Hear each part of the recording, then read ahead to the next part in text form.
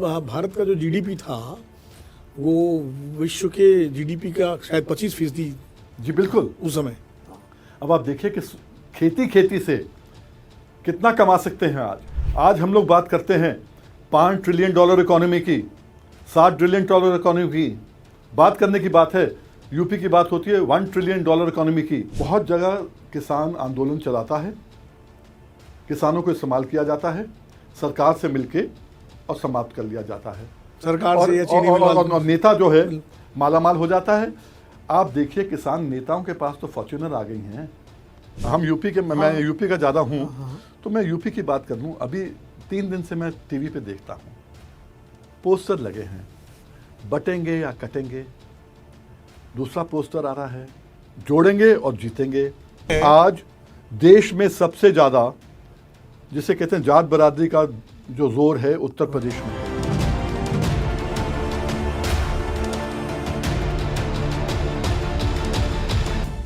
नमस्कार, अमरउजाला.com के मेरे कार्यक्रम वीएपी विनोद अग्निहोत्री पॉडकास्ट खरी बात में आपका एक बार फिर स्वागत है। जिस तरह हम अपने पिछले अंकों में तमाम सारे महत्वपूर्ण लोगों से तमाम मुद्दों पर बात करते रहे हैं, आज हम एक खास मेहमान को लेकर के आए हैं जिनका एक लंबा जीवन है। मैं राजनीतिक जीवन तो नहीं कहूँगा, एक सामाजिक जीवन है जिनका, क्योंकि राजनीति से ज़्यादा उनका लेना देना कम है, उनका लेना देना किसानों से ज़्यादा है। वो किसानों के मुद्दों पर लगातार संघर्ष कर रहे हैं, सड़क से लेकर के सुप्रीम कोर्ट तक। धरना देना हो, आंदोलन करना हो और कानूनी लड़ाई लड़नी हो, उस सब में किसानों के लिए अगर कोई एक नाम इस देश में जाना जाता है तो वो है सरदार वीएम सिंह जी का। सरदार वीएम सिंह जी हमारे बीच में हैं। आपका बहुत बहुत स्वागत है वीएम सिंह जी। धन्यवाद। आज हम किसानों के मुद्दे पर आपसे बात करेंगे, क्योंकि मैं तो कम से कम 30-35 साल से आपको देख रहा हूँ किसानों की लड़ाई लड़ते हुए, उत्तर प्रदेश में, उत्तर प्रदेश के बाहर भी, सब जगह।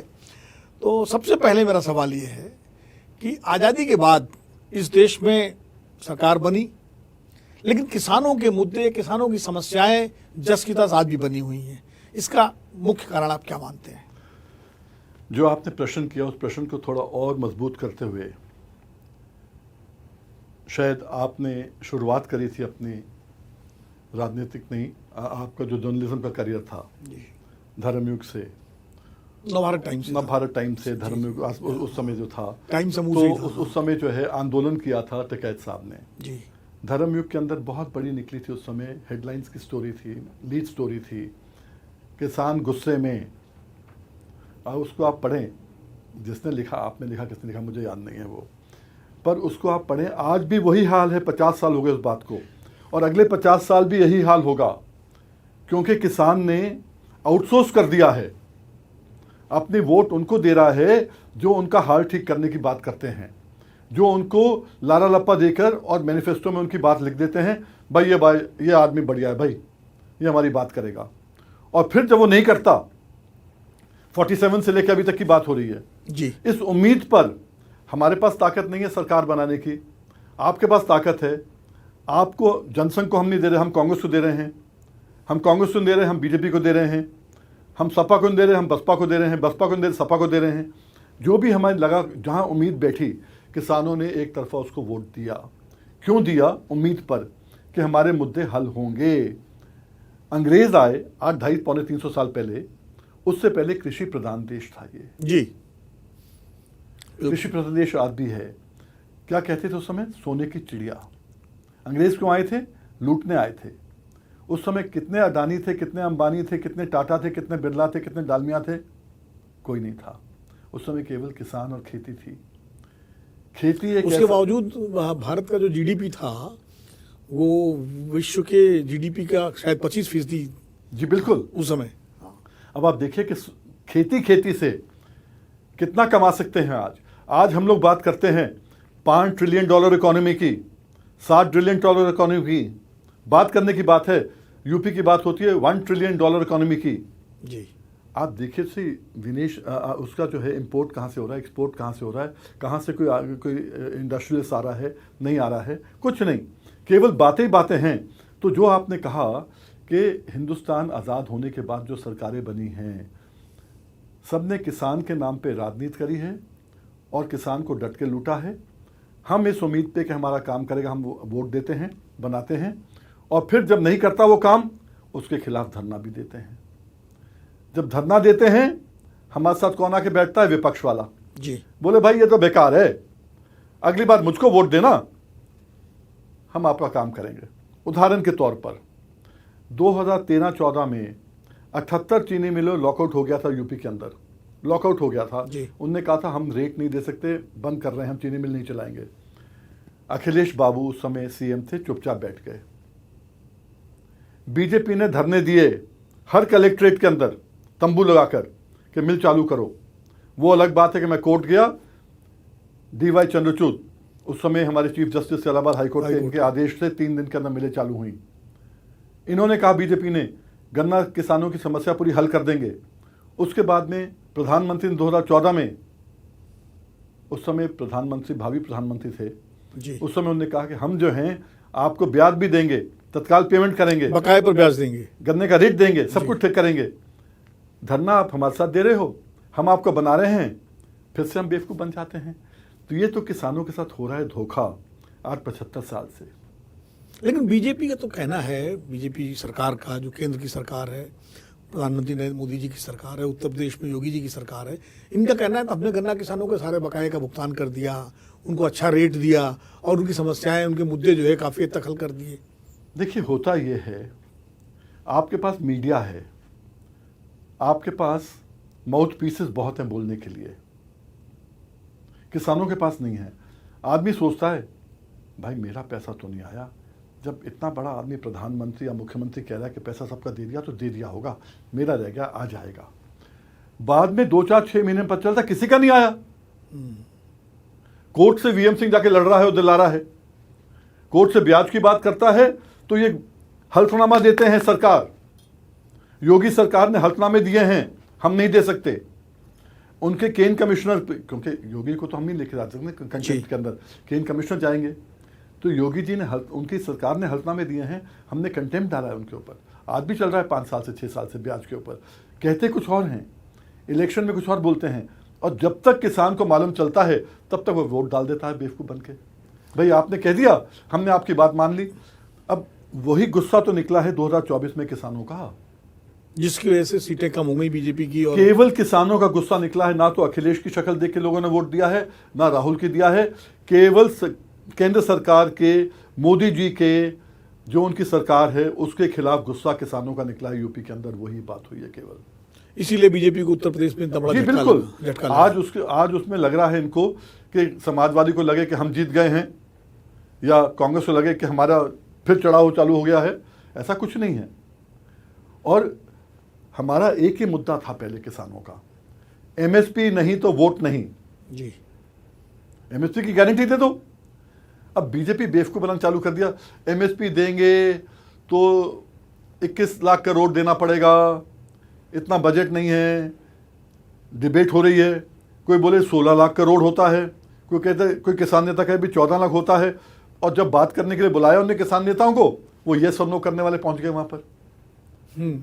हकीकत क्या है, आप हमें 1 पैसे की खरीद मत करो, गारंटी दे दीजिए, गारंटी दे दो, इससे कम नहीं होगा। आज क्या पेट्रोलियम आप खरीदते हो, पेट्रोल खरीदते हो, आप देते हो लोगों को खरीद के? नहीं देते ना। रेट तय कर दिया, इससे कम कोई ले नहीं सकता, वही आप तय करो और पैमाना लगा लो। जैसे देश के अंदर बढ़ रहा है, सोना 1000 गुना बढ़ गया है 47 से। मतलब कहने का कि चाहे 100 क्विंटल गेहूं कोई खरीदे, चाहे 1 किलो खरीदे, रेट एमएसपी का ही होना चाहिए। एमएसपी भी ढंग से होनी चाहिए। जो C2 का आपने, ये लोग कहते हैं स्वामीनाथन को हमने मना लिया, उसको हमने मान लिया, आपको दे दिया स्वामीनाथन। स्वामीनाथन में 204 या 206 सिफारिशें थी, मुझे अब याद नहीं है। उनमें से मनमोहन सिंह ही 190 के आसपास दे गए थे।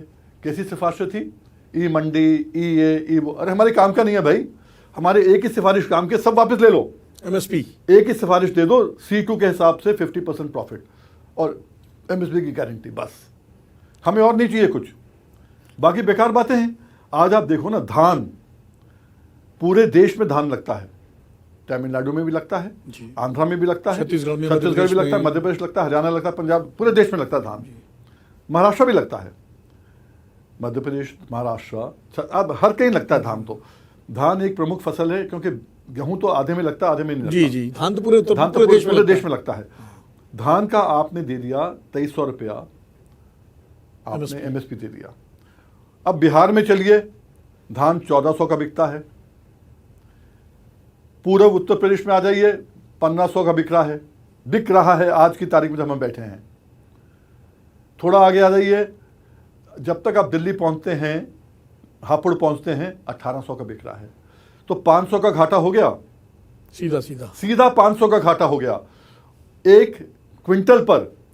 और कम से कम 25 क्विंटल निकलता है धान एक एकड़ में, 20 क्विंटल तो निकलता ही है।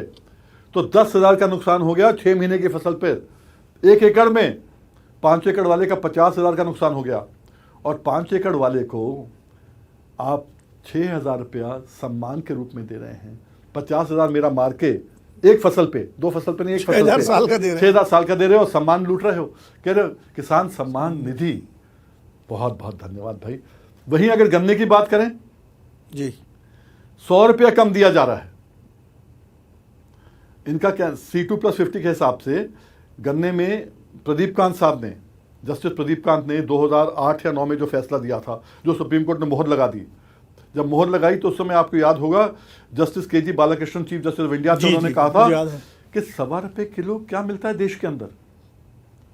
अमर उजाला ने भी खूब बड़ी न्यूज निकाली थी, 1.25 रुपये किलो क्या मिलता है। और हकीकत क्या है, ये KG बालाकृष्णन साहब या प्रदीप कांत साहब, इन्होंने जो C2 को जो किया था, C2 के हिसाब से हमारे कहने के ऊपर लगा दिया था। उसके हिसाब से उन्होंने कहा कि उसमें आपका कैपिटल कॉस्ट भी आएगा, लीज आएगी, डिप्रिसिएशन आएगा, सब कुछ आएगा। लगाओ, ऑर्डर में है पूरा का पूरा। तभी तो मायावती जी के समय रेट बढ़ते गए। लोग कहते मायावती ने बढ़ाया, नहीं, कोर्ट के आदेश से बढ़े, कोर्ट के आदेश से बढ़े थे जी।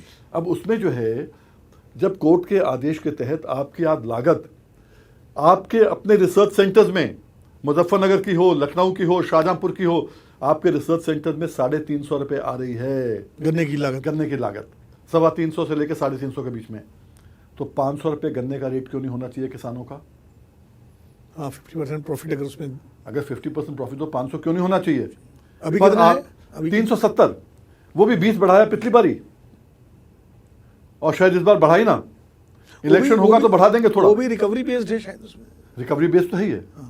रिकवरी आप बढ़ाए जा रहे हैं। पहले 8.5 थी रिकवरी, 9.5 होगी, 10.5 होगी।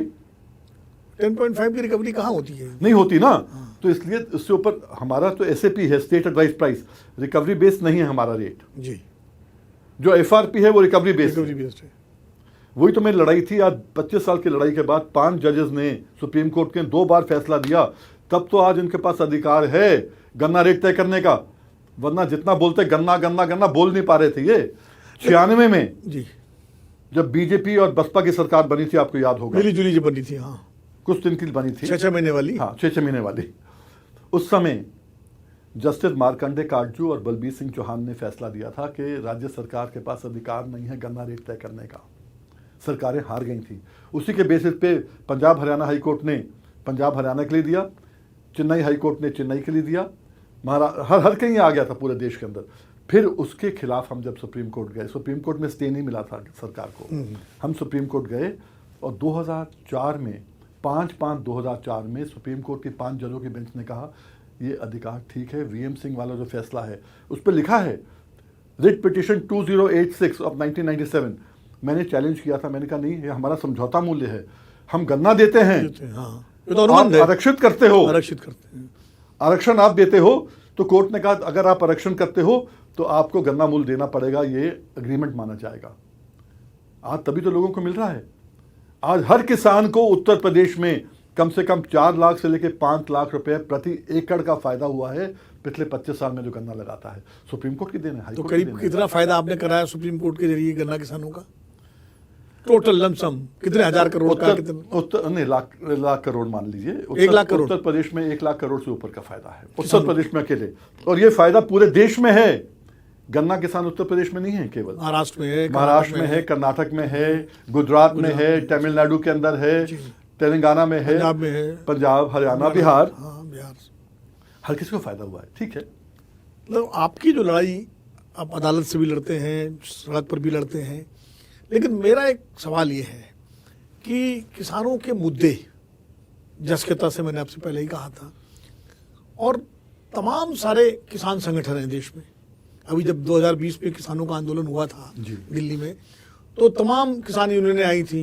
अब वो एक एक किसान यूनियन के ब्रैकेट में लिखा हुआ है, या तो जिले का नाम लिखा है या उनके नेता का नाम लिखा हुआ है। ये भी लिखा है 40 में से एक नेता जिसे सरकार ने वार्ता कराई। मैं भी आपको कार्ड दिखा दूंगा। हाँ, नहीं, मेरा कहने का मतलब है मुद्दे सबके समान है लगभग। मेन मुद्दा है कि मुख्य मुद्दा ये है कि एमएसपी की गारंटी मिले, और स्वामीनाथन कमेटी की जो है C2 प्लस 50% प्रॉफिट ये लागू हुए। मेन मुद्दा ये कर्नाटक में भी है, और ये तमिलनाडु में भी है, उत्तर प्रदेश में भी है, पंजाब में भी है, हरियाणा, छत्तीसगढ़, मध्य प्रदेश, राजस्थान, तमिलनाडु, सब जगह है। इसके बावजूद किसान संगठन एकजुट हो क्यों नहीं हो पा रहे हैं? क्यों उनके अलग अलग जिलों में अलग अलग यूनियन बनी हुई है? भारतीय किसान यूनियन महेंद्र सिंह टिकैत के नेतृत्व में थी, आज उसके भी पता नहीं कितने टुकड़े हो गए। तो ये क्या वजह और है? 90 के बीच में टुकड़े हो गए। हाँ, तो क्यों हुए ये टुकड़े? पहली चीज, 80-90 टुकड़े क्यों हुए? जो आप जिला अध्यक्ष को हटा देते हो वो राष्ट्रीय अध्यक्ष बन जाता है। हाँ, वो अपने नाम से बना लेता अपने है, नाम से बनाता है यूनियन। महात्मा टिकैत भी बन गई है, टिकैत भी बन गई है, राजनीतिक असली भी बन गई है, राजनीतिक बन गई है, असली राजनीतिक असली अलग, भरपाल की असली बन हरपाल गई सिंह की अलग है। हाँ, शक्ति बन गई है, महाशक्ति बन गई है, धर्मेंद्र की महाशक्ति है। शक्ति वो है, मास्टर साहब की है। पंजाब में कितनी सारी हैं, मतलब उग्राहा की अलग है और नालेवाल की अलग। भारतीय किसान यूनियन आज 80-90 हो गई है। इशू ये नहीं है। पहली चीज तो ये है, किसान नेता, खेती करने वाले कितने रह गए हैं? ये एक जिसे कहते हैं धंधा बन चुका है किसान आंदोलन चलाने का। बहुत जगह किसान आंदोलन चलाता है, किसानों को इस्तेमाल किया जाता है, सरकार से मिलके और समाप्त कर लिया जाता है। सरकार से या चीनी मिल और नेता जो है मालामाल हो जाता है। आप देखिए किसान नेताओं के पास तो फॉर्च्यूनर आ गई हैं, किसानों की साइकिल बिक रही है। तो शायद यही जवाब है कि इकट्ठे होने का। जहां तक बात रही आंदोलन की शुरुआत का नारा मैंने ही दिया था, दिल्ली चलो, अखिल भारतीय किसान संघर्ष समन्वय समिति में। और जब मैंने देखा कि और चंडीगढ़ में जो मीटिंग हुई थी उसमें भी आप गए थे? नहीं, चंडीगढ़ मीटिंग मैंने बुलवाई थी। आपने बुलवाई थी? हाँ। मैंने बुलवाई थी, और मैंने ही संयुक्त मोर्चा को नाम दिए थे 5। मुझे हो गया कोरोना, तो मैंने दर्शन पाल को भेज दिया। उसके बाद में राजू शेट्टी को कोरोना हो गया, हनन मौला को भेज दिया। ये भेजा था जब तक के ठीक नहीं होते। हम दोनों ठीक हो गए, पर दोनों बाहर के बाहर रहे, वो अंदर रहे। ठीक है, जिसको जो था, राज्यपाल था, गुरनाम था, और राज्यपाल के कहने पे योगेंद्र यादव को लिया था, जिसका लोगों ने बहुत विरोध किया था। हमने कहा नहीं, 5 से फर्क नहीं पड़ता, क्योंकि लोगों ने कहा कि इनको क्या मालूम है खेती के बारे में। हमने कहा नेवर माइंड, बाकी 4 को मालूम है, हम लोग देख लेंगे, लिखा पढ़ी काम करेगा, जो भी है ठीक है। उस समय जब हमने कॉल दी थी तो राजनाथ सिंह जी से मिले थे। मुझे कॉल आया था किसी का, उन्होंने कहा कि आप मिलना चाहोगे क्या सरकार से? सरकार से आप मिलना चाहोगे, जो आप आंदोलन की बात कर रहे हैं पहले? मैं कहा बिल्कुल मिलना चाहेंगे। बोले किससे? मैं कहा प्रधानमंत्री से, या उस समय कृषि मंत्री थे नरेंद्र सिंह तोमर? नहीं, कृषि मंत्री से नहीं, हमने कहा अमित शाह से। अच्छा, इन दोनों से। बोले अमित शाह तो अस्पताल में हैं, बीमार थे, सितंबर 2020 की बात है। उनकी तबीयत ठीक नहीं थी उस समय, वो मेधांता में थे उस समय। बोले वो तो बीमार हैं, और प्रधानमंत्री से आप मिल सकते हैं, पर केवल 5 मिनट के लिए। मैंने कहा बिल्कुल नहीं, फिर हम नहीं मिलना चाहेंगे। उनकी गरिमा है। हमसे कहेंगे भाई मत करो, तो हमें फिर नहीं हम कर सकते। हमने, जैसे आपने कहा, हम लोग बात कर रहे थे पहले कहीं कि भाई अगर किसी आदमी के सामने कोई आ जाता है तो आदमी अवॉइड करता है। तो हमने अवॉइड करने की कोशिश की, प्रधानमंत्री को गरिमा देखते हुए, इज्जत देखते हुए। तो फिर उनका फ़ोन आया कि राजनाथ सिंह जी नंबर 2 हैं, उनसे मिल लेंगे। मैं कहा बिल्कुल मिल लेंगे, क्योंकि राजनाथ सिंह तो एमएसपी की पैदाइशी हैं। बोले कैसे? मैंने कहा जब हमने सन 2000 में आंदोलन किया था, मुख्यमंत्री में नहीं, मुख्यमंत्री थे रामप्रकाश गुप्ता। अच्छा, रामप्रकाश गुप्ता साहब को हटाया गया था, और राजनाथ सिंह जी को लाया गया था, और उसके बाद में हैदरगढ़ से लड़े थे ये। उस समय ना ये एमएलए थे ना एमपी थे। अगर उस समय अगर हमारा आंदोलन नहीं होता तो राजनाथ सिंह जी आज पता नहीं होते इतने बड़े कद पे, या नहीं होते, पता नहीं। तो इनसे हम मिले। हमने इनसे एक ही राजनाथ सिंह जी ने कहा कि भाई, उनके यहाँ से फ़ोन आया कि वो कह रहे हैं कि तोमर जी को साथ ले लें क्या? तो मैंने कहा बिल्कुल ले लें, आप जिसको चाहें ले लें। वो 3 आदमी वो थे, 5 आदमी हम थे, हनन मौला, प्रेम सिंह गिलावत, मैं 5 लोगों को ले गया था। जो गेंद को नहीं लेके गया था, बिकॉज मैं नहीं मानता कि इन चीज़ों में बात वो कर पाते हैं। हम लोग गए, उनसे वार्ता हुई। दूसरा, उनकी छवि एक आंदोलनजीवी वाली बना दी गई। हाँ नहीं ठीक है, तो उनसे वार्ता हुई और मैंने उनको दिया, मैंने कहा राजू शेट्टी के माध्यम से हम लोगों ने 10,000 किलोमीटर हमने यात्रा करी थी by road, 20,000 kilometre by train, by air, और पूरे देश को इकट्ठा करके हमने ये प्राइवेट मेंबर बिल दिया था। ये आप लीजिए, इसमें जो चेंजेस करने हैं एमएसपी गारंटी के चेंजेस करके डाल दीजिए, तीनों बिल इन्फ्रक्चुअस हो जाएंगे। ठीक बात है। हमारी बात नहीं मानी, फिर हम बीमार हो गए, जैसे मैंने कहा, कोरोना हो गया। उसके बाद में 40 लोगों को इकट्ठा करके, जिन जिन लोगों को मैंने नहीं रखा था मुखिया होने के नाते, उनको सरकार ने अपने आप डाल दिया। और उनसे पूरा का पूरा, आपको मालूम है 26 जनवरी में क्या हुआ था। फिर नहीं, 26 जनवरी में यही मैं आने वाला था मैं 26 जनवरी पर ही, कि आंदोलन चल रहा था जी, ट्रैक्टर परेड निकलनी थी, और उसके बाद वो अचानक 26 जनवरी को लाल किले वाली दुर्भाग्यपूर्ण घटना हो गई। क्यों हो गई? और उस घटना के बाद वीएम सिंह ने जो है अपने को अलग कर लिया किसान आंदोलन से। बिल्कुल सही। ऐसा क्यों किया? अगली बार होगा फिर भी करूंगा, क्योंकि मेरा काम ये नहीं है। ऐसा है कि जब मुझे पीड़ा है तो मैं पीड़ा आपके पास लेके आऊंगा, अस्पताल तोड़ने नहीं आऊंगा। और कौन लेके आया था रोड मैप? गाजीपुर बॉर्डर से गाजियाबाद होते हुए कौन रोड मैप लेके आया था? राकेश टिकैत, वो मीटिंग में था। हमें उसी रोड मैप पे हम घूम के आ जाएं, हमें डीएम भी मिले, एसएसपी भी मिले, और कहें बहुत बढ़िया चल रहा है आपका, हजारों ट्रैक्टर बहुत बढ़िया चल रहे हैं, शांति के साथ चल रहा है, और आप खिसक जाएं सबको लेके वहां, और फिर वापस आ जाएं, जो भी करें आप। और वहां पर राकेश ने किया या नहीं किया मैं नहीं कहता हूं, पर हुआ तो है। पुलिस वालों के साथ भी हुआ है, झंडे के साथ भी हुआ है। और कोई भी हिंदुस्तानी, अगर हम कहते हैं कि भारत माता को मानते हैं, किसान आदमी हैं, तो तिरंगे का अपमान सहन कोई नहीं करेगा भाई। नहीं, वो तो बहुत ही शर्मनाक, इसलिए वीएम सिंह हटा वहां से। और मैंने वहां भी कहा था, हटने से पहले आप देखेंगे मेरी प्रेस कॉन्फ्रेंस, मैंने वहां भी कहा था कि भाई एमएसपी हमारा मुद्दा था, वही मुद्दा रहेगा। अपने अपने गांव में जाओ और एमएसपी के बोर्ड लगाओ, और एमएसपी के लिए वहां पर जो है आमरण अनशन पे बैठो रोज। और एक पूरा साल लोग बैठे, और वही उन्होंने किया। नो एमएसपी नो वोट जो हमारा नारा था, बाद में एमएसपी गारंटी किसान मोर्चा ने बनाया था, उसके तहत तो आज हुआ जो पूरा हुआ। लेकिन इसके बावजूद एमएसपी गारंटी तो भी नहीं मिली, जबकि वादा किया गया था उस समय जब किसान आंदोलन वापस लिया गया था और प्रधानमंत्री जी ने 3 कानून निरस्त किए थे। तभी तो हमने वोट नहीं डाला उनको, गठबंधन को वोट दिया। गठबंधन ने कहा था एमएसपी गारंटी देंगे, पर गठबंधन ने भी दिया क्या? नहीं दिया। तो गठबंधन सरकार कहाँ आई? सरकार आने की बात नहीं है।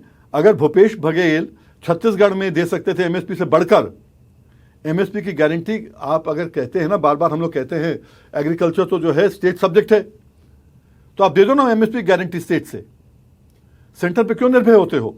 मतलब आपका कहना है कि कर्नाटक में, हिमाचल में, जहाँ जहाँ अपोजिशन सरकार है, आप लीजिए, जहाँ जहाँ अपोजिशन की, वहाँ एमएसपी गारंटी दे दे वो लोग। पहले केरला लो, हाँ, तमिलनाडु लो, वेस्ट बंगाल लो, तेलंगाना लो, कर्नाटक, झारखंड लो, कर्नाटक है, फिर पंजाब, हरियाणा, दिल्ली, हिमाचल। हरियाणा में तो बीजेपी की सरकार है। ठीक है, जो है बाकी हैं। पंजाब में अपोजिशन कर, 9 स्टेट्स हैं। मतलब आप कहने का मतलब ये, अगर आप 9 स्टेट्स में दे देंगे तो बीजेपी फोर्स हो जाएगी, उनको मजबूर हो जाएगी देने के लिए। मतलब जहां जहां अपोजिशन सरकारें हैं तो वो एमएसपी गारंटी अपने स्तर पर दे सकते हैं, राज्य सरकारें। विनोद जी, एक उसमें दिक्कत आती है, अगर आपने मेरी बात मान ली तो कल मैं आपको मिलूंगा ही नहीं ना। अगर एमएसपी की गारंटी कांग्रेस दे या बीजेपी दे, किसान, अगर किसान की आज से नहीं कटी, रिकवरी नहीं आ रही है, किसान को गन्ने का रेट टाइम पे मिल रहा है, जो हो रहा है, तो किसान आपकी तरफ क्यों, आपको झंडा क्यों उठाएगा, आपकी वाहवाही क्यों करेगा?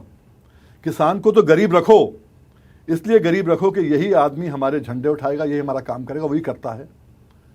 यही चेंज लाना चाहते हैं हम। कृषि प्रधान देश है, आप देखो ना, आज नारे लगे हैं। एक दौर था वीएम सिंह जी, जब इस देश में की राजनीति में किसान राजनीति का वर्चस्व था।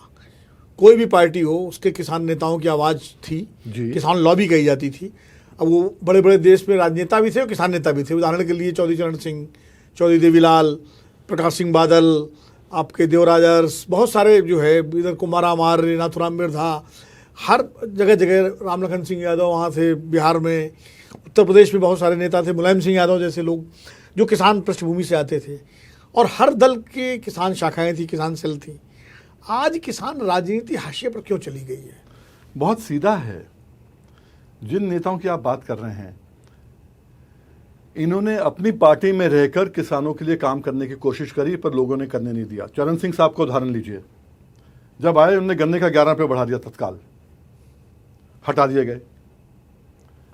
सेंटर में आए, कुछ करते उससे पहले हट गए। ये किसान नेता को खड़ा नहीं होना देना चाहते, क्योंकि इनको मालूम है कि अगर किसान की बात हो गई, किसान का अगर भला हो गया, तो हमारे पास क्या बचेगा। नहीं तो कौन लोग हैं, कौन सी लॉबी, ये कौन सी लॉबी है जो ये कर रहे हैं? बीजेपी भी है, कांग्रेस भी है, हर पार्टी है। आप बताइए मुझे, अगर 1 मिनट के लिए किसान का भला हो गया, किसान बाहर नहीं निकलता है, क्या कॉर्पोरेट सेक्टर आके उनके लिए वोट मांगेगा? कौन करेगा? कॉर्पोरेट सेक्टर चंदा देता है, चंदा दे सकता है। तो किसान ही है, जितना गरीब रखोगे उसको, वही आपकी वाहवाही करेगा, आपकी जय जयकार करेगा और आपका झंडा भी उठाएगा, आपके लिए वोट भी मांगेगा। नहीं आज जो पार्टियों के किसान नेता हैं, जैसे कांग्रेस में भूपेंद्र सिंह हुड्डा हैं, बीजेपी में भी कुछ लोग होंगे, और भी राजनाथ सिंह भी किसानों की पृष्ठभूमि से आते हैं, तो उसके, लेकिन वो क्या किसानों से दूर हो गए हैं, जो अपनी पार्टियों की आवाज नहीं बिल्कुल उठाते? दूर हो गए हैं, बिल्कुल दूर हो गए हैं। क्या उनको नहीं दिखता है? अब 1 मिनट के लिए मैं कहता हूं कि किसान को केवल 5 साल चाहिए। उत्तर प्रदेश में अगर किसान सरकार बनती है 5 साल में, तो 500 गन्ने का रेट, 14 दिन में पेमेंट नहीं, तत्काल पेमेंट। आपको याद होगा, मैं जब विधायक था 1994 में, 4 घंटे में पेमेंट कराता था अपनी मिल की, 4 घंटे में। सहकारी मिल की, प्राइवेट नहीं के कोई दे रहे, मेरे कहने पे दे रहे, सहकारी मिल की सरकार कराती थी। तो अगर ये 10-10 साल सीएम रहे हैं, ये नहीं कर सकते थे? पर कहीं आने के बाद मानसिकता बदल जाती है। वो जो दर्द है ना जमीन से, और जमीन का दर्द किसको होता है?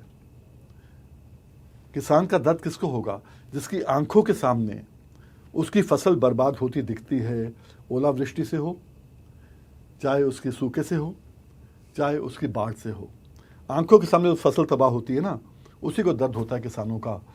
बैठ के कुर्सी पे दर्द नहीं होता मेरे पास। आपकी राय में तुलनात्मक रूप से, कंपैरेटिवली, किसानों के लिए सबसे ज्यादा काम किस सरकार ने किया है, किस प्रधानमंत्री ने किया है? तुलनात्मक रूप से, सारी बातें ना मानी। देखिए, अगर ये प्रधानमंत्री ने बोले या कि नेताओं की बात भी करें, नेताओं की भी कर लीजिए साथ में। हम यूपी के, मैं यूपी का ज्यादा हूं, तो मैं यूपी की बात कर लूं। अभी 3 दिन से मैं टीवी पे देखता हूं, पोस्टर लगे हैं, बटेंगे या कटेंगे। दूसरा पोस्टर आ रहा है,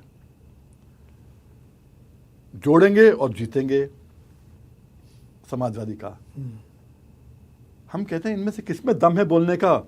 एमएसपी देंगे, गन्ने का रेट देंगे, ब्याज देंगे और सरकार बनाएंगे। मुद्दों की बात क्यों नहीं करते? जब कोई मुद्दों की बात नहीं करता है इतने साल में, तो मैं कहां से इसका उत्तर दूं कि कौन बेहतर था? नहीं, अभी हम लोग क्या करते हैं, एक आदमी जब नहीं हमें करता है, जैसे मैंने कहा धरना दे दिया, उसके खिलाफ दूसरे ने कह दिया ठीक है भाई तुम्हारी सरकार आएगी, सरकार आ गई, वो उसने भी नहीं किया, भाई इससे बेहतर तो वही था, भाई इससे बेहतर तो वही था। यही करते हैं हम।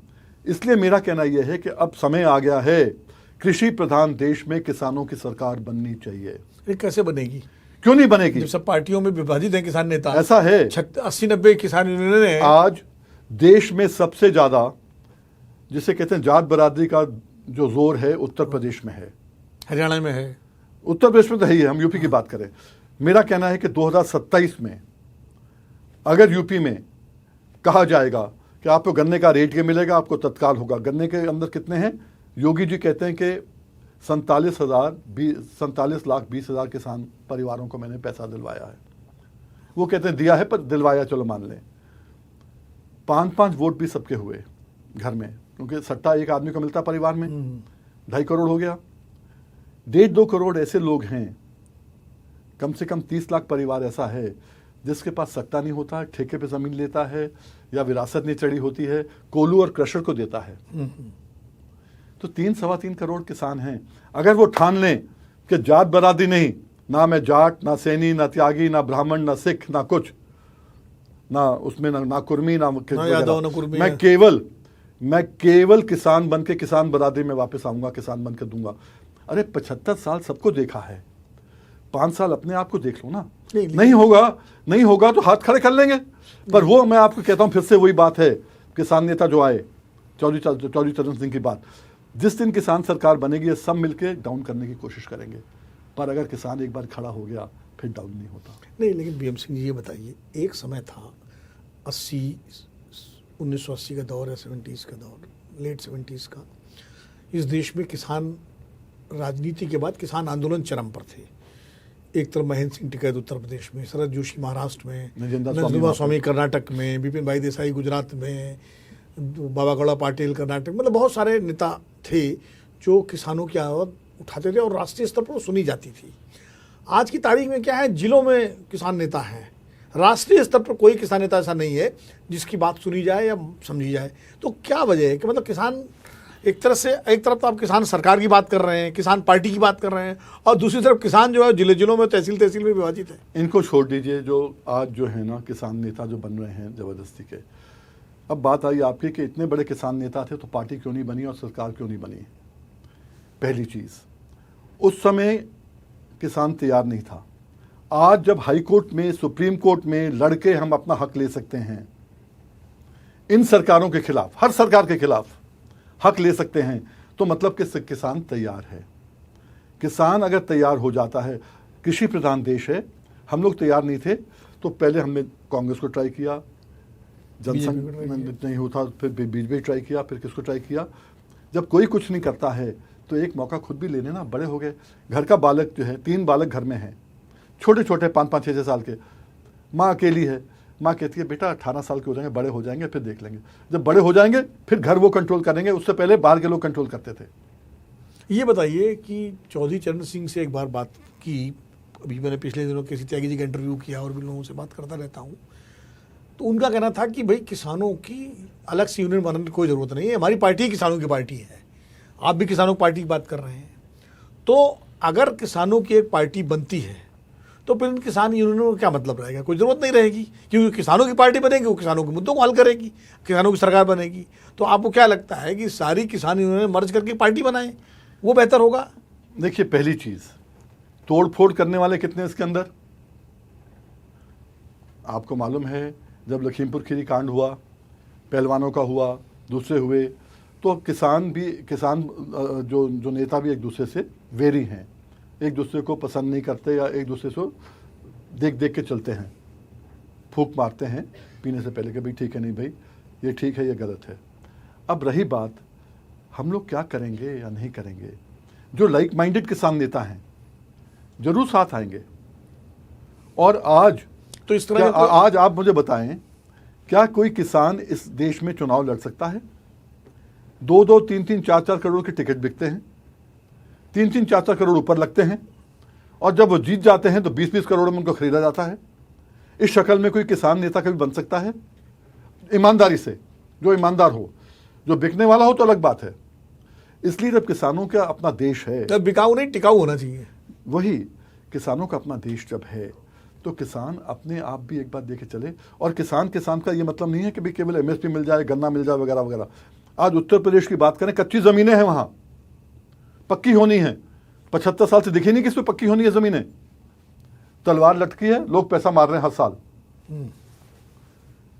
जो नदियां हैं, शारदा नदी ले लीजिए, घाघरा है, जितनी नदियां हैं उनके ऊपर काम किसने किया अभी तक? ये सब बहुत चीज़ें देखने, बहुत सारे मुद्दे हैं, बहुत मुद्दे हैं। छोटी सी चीज़ है, आरएमपी की बात करते हैं, रजिस्टर्ड मेडिकल प्रैक्टिशनर, आरएमपी, झोला छाप डॉक्टर जो कहते हैं हम लोग, हर गांव में एक है। वही लोगों को बचाता है। रात में दिक्कत आती है तो जा नहीं पाते, शहर जा नहीं पाते, शहर जाते भी हैं तो डॉक्टर सो रहे हैं, अस्पताल खाली है। इनको ट्रेन करके, और क्यों नहीं कर सकते इनको कि भाई ठीक है, इनको 1 साल की ट्रेनिंग दे दो, हेल्थ वर्कर बना दीजिए, और इनको कुछ भी डिग्री दे दो, इनको हेल्थ वर्कर अपना देखें। हाँ, प्राथमिक स्तर पर तो कर ही सकते हैं वो। ये चीज बहुत चीजें करने की हैं। नहीं सिंह साहब, ये बताइए कि इतना सब आपने किया और तमाम सारे किसान नेता बड़े बड़े हुए, आप एक बार एमएलए हुए और लोकसभा के चुनाव हार गए, उसी पीलीभीत से आ रहे जहाँ के लिए सबसे ज़्यादा लड़ाई लड़ी आपने। महेंद्र सिंह टिकैत के बेटे राकेश टिकैत जो है वो अमरोहा से भी चुनाव हारे और एक बार वहाँ से लड़े थे खतौली से भी, वहाँ से भी हारे। हारने में फ़र्क है। देखिए, जब मैं लड़ा चुनाव, वहाँ पर एक नेता ने कहा जो हाथ हिंदुओं पे कटेगा वो हाथ काट डाला। तब भी मुझे 1,48,000 वोट उस ज़माने में पड़े थे, वोट कम थे। और अगर ये नहीं होता कांड तो बहुत ज़्यादा जीतते। तभी मैंने कहा कि जात बरादरी ख़त्म करके किसान बरादरी को खड़ा करना है, तब से मैं लगा हूँ उस पर। अच्छा, एक चीज बताइए, आप बार बार कह रहे हैं किसानों के साथ अन्याय हो रहा है, किसानों का अत्याचार हो रहा है, किसानों की मांगे नहीं मानी जा रही। अब आज की तारीख में देश में 50-60% खेत एग्रीकल्चर इकोनॉमी है, 50 से 60%, जिसमें लैंडलेस लेबर भी है जो खेतों में काम करता है जी। बाकी इतना बड़ा मिडिल क्लास है, शहरी क्षेत्र है, वो अगर मान लीजिए सब कुछ किसानों को दे दिया जाए तो उनके साथ क्या होगा? उनको भी तो चाहिए। अब ये बैलेंस बना जरूरी है कि नहीं जरूरी है? अब रिवर्स बैलेंस की बात करिए। जी, पहले वो लोग बहुत छोटे थे, हमने आपको सत्ता दी, आपने उनके लिए काम किया, केवल हम नीचे जाते गए। अब कम से कम इतना दे दो कि हम अपना घर बराबर कर लें। आज खेती नहीं करना चाहता बच्चा कोई भी, बच्चे सब विदेश जा रहे हैं। यहाँ पर आप उनसे कहेंगे ना बेटा वीएम सिंह आ रहा है, कपड़ा मार दे टेबल पे, नहीं मारेंगे, वहाँ वॉशरूम साफ करेंगे। यहाँ पर आप कहेंगे गन्ना जो है ट्रॉली में पड़ा है, जाके डाला। गन्ना बेचता नहीं है कोई यहाँ देश में, गन्ना डालते हैं, कूड़ा डालते हैं, तो गन्ना डालने की बात करते हैं, बेटा गन्ना डाला, नहीं डालेंगे, और वहाँ जाके ट्रॉली चलाएंगे। अब ये हाल हो गया क्योंकि वहाँ की इकोनॉमीज़ ख़राब हो रही हैं, तो देश वापस आने की बात हो रही है। क्या करेंगे? अगर हम उनको रास्ता नहीं दिखाएंगे तो क्राइम में जाएंगे ना, लूटपाट करेंगे। इसलिए मेरा कहना यह है कि ये जो इसको जो अगली जनरेशन के लिए है, एक रास्ता ढूंढना है। वरना जो आप बता रहे हो ना कि जो लोग जो हैं पैसा कमा रहे हैं, मिडिल क्लास वगैरह वगैरह जो भी है, सर्विस क्लास मिडिल क्लास बड़ा अच्छा है, उनका सम्मान करना चाहिए, उनको और बढ़ावा देना चाहिए। पर आप समझिए कि अगर इनके पास 50% लोगों के पास नौकरी नहीं होगी, कुछ नहीं होगा, खेती नहीं करेंगे वो, तो क्या करेंगे? नहीं, लेकिन ये है जैसे ना जो तर्क है सरकारों का कि अगर हम किसानों को एमएसपी गारंटी दें, किसानों की सारी बातें मान लें, तो आज जो आटा जो है, मान लीजिए गेहूँ 20 रुपये किलो है, 25 रुपये किलो है आटा, वो 70 रुपये और 100 रुपये हो जाएगा, तो गरीब आदमी तो मारा जाएगा। बात तो सही है। हाँ। अब ये भी आप इसके दो मुद्दे के दो आंसर है, अगर मैं बताऊं आपको। पहली चीज़ तो ये है, ये कम क्यों रखते हैं गेहूं का, चावल का? इसलिए कि इनको खरीदना है और फ्री देना है। अपने ऊपर बोझ कम डालना चाहती है सरकार फ्री राशन देने के चक्कर में, नंबर 1। नंबर 2, आप एक काम करो ना, तुलना कर लो ना, 1947 में क्या कितने की चीज़ थी? आपने सैलरी क्लास की बात करी, सबसे कमज़ोर होता है कर्मचारी, चतुर्थ श्रेणी का जो होता है, क्लास 4। हाँ। क्लास 4 की तनख्वाह क्या थी 47 में? 30 रुपये, जबकि पे कमीशन ने उसको बढ़ाया था। फर्स्ट पे कमीशन ने 10 रुपये से 30 किया था। आज क्या है उनकी तनख्वाह? 7 पे कमीशन, जो अभी 8 पे कमीशन आना है 2 साल बाद, 1 साल बाद।